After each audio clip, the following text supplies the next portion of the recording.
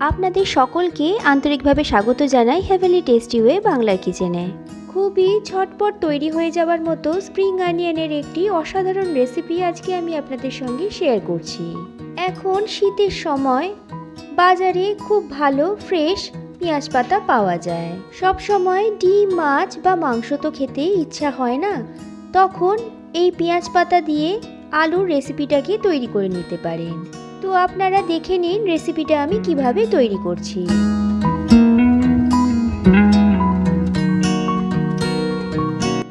এখানে এক আটি পেঁয়াজ পাতা নেওয়া হয়েছে। শীতের সময় বাজারে এই রকমই ফ্রেশ পেঁয়াজ পাতা পাওয়া যায়। ডগার অংশগুলো যেটা একটু নরম হয়ে গেছে সেটাকে আমি কেটে বাদ দিয়ে দিচ্ছি, আর বাকি অংশটাকে ব্যবহার করব। এখন পেঁয়াজ পাতাগুলোকে কেটে নিচ্ছি। পেঁয়াজ পাতার হোয়াইট আর গ্রিন পার্টটাকে কেটে নিয়ে আলাদা আলাদা করে আমি রাখবো, কারণ এটার ব্যবহারও আমি আলাদা আলাদাভাবেই করব। আমি যে পরিমাণ রান্না করছি তাতে করে সম্পূর্ণ এই পেঁয়াজ পাতাটা ব্যবহার হয়নি, কিছুটা অংশ রেখে বাকিটা আমি ব্যবহার করেছিলাম। পাতার সবুজ অংশটাকেও আমি রাফলি চপ করে নিয়েছি। এখন একটা প্লেটের মধ্যে তুলে রাখছি।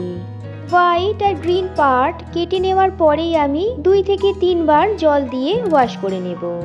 কিছুটা অংশ কেটে আপনাদের দেখিয়ে দিলাম, আরও কিছুটা অংশ কেটে নেব।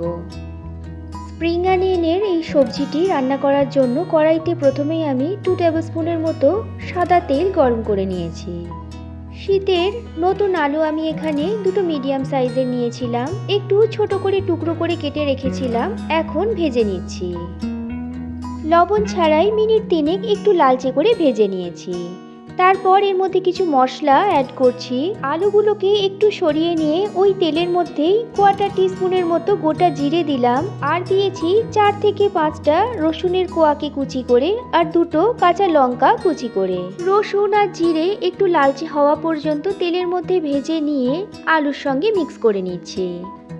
আলুটা এখন বেশ কিছুক্ষণ ভাজা হয়ে গেছে। এর মধ্যে স্বাদ মতো লবণ আর 1/2 টিস্পুনের মতো হলুদ গুঁড়ো দিয়ে দিলাম। হলুদের কাঁচা গন্ধটা চলে যাওয়া পর্যন্ত নাড়াচাড়া করে আরো কিছুক্ষণ রান্না করে নিচ্ছি। পেঁয়াজ পাতার সাদা অংশ যেটাকে আমরা কুচি করে রেখেছিলাম সেটাকে দিয়ে দিয়েছি। এখন আলুর সঙ্গে নাড়াচাড়া করে রান্না করতে থাকবো।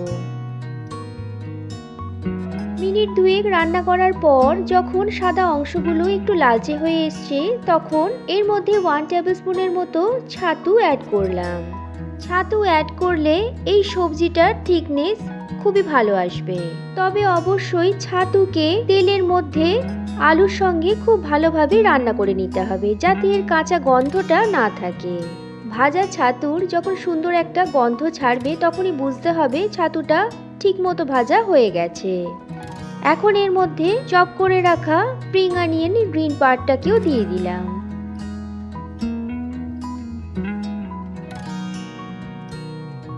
আলুর সঙ্গে আরও মিনিট 2 এটাকে রান্না করে নিলাম। এরপর একটা বড় সাইজের টমেটোকে পিউরি বানিয়ে রেখেছিলাম, সামান্য একটু জল দিয়ে সেটাকে এর মধ্যে এখন দিয়ে দিয়েছি।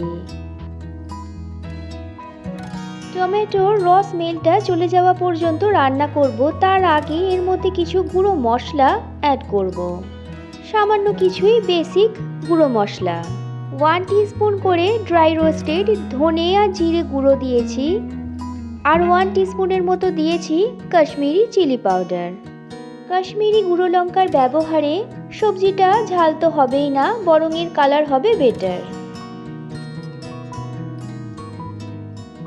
টমেটোর সাওয়ারনেসটা ব্যালেন্স করার জন্য 1/2 টিস্পুনের মতো সুগার অ্যাড করেছি। মিষ্টিটা আপনারা আপনাদের ইচ্ছা মতো দিতেও পারেন, আবার স্কিপও করতে পারেন।